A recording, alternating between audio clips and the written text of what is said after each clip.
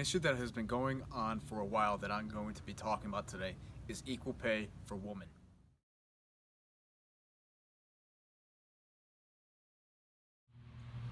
A major problem that is associated with this issue in today's world is that the wage gap for women is usually processed into more than over $10,000 per year in lost earnings for women.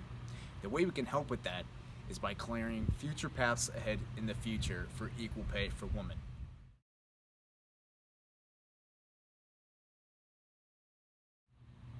This issue affects society as a whole today because women in the US who work full-time year-round are paid only 80 cents for every dollar paid to men.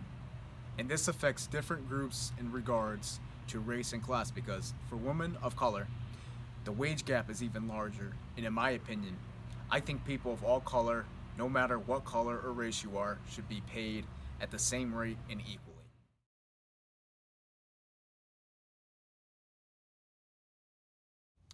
How relevant is this issue to the ECSU community? Well, I've talked to a few women who are part of the ECSU community, a few of them being students, and one of them actually being my professors. So one day I decided to talk about this issue with one of my professors, and she told me a story about one of her friends who is a nurse and works in a nursing home, and she works with a few male nurses, and she's actually friends with one of them. And one day they decided just privately to have a private conversation about this topic, and they're not necessarily supposed to talk about how much they make in salary, but they went on to talk about how much each of them make.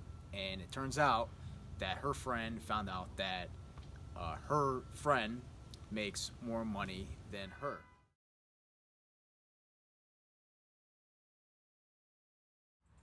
A current instance of this issue in today's media is when professional tennis player Novak Djokovic was asked about this issue, and he responded by saying that women should absolutely be paid more, and that in his opinion, the reason why, for example, female tennis players don't get paid as much as male players is because, unfortunately, they aren't as popular and that they have to face unique challenges in the forms of hormones and different sexual stuff.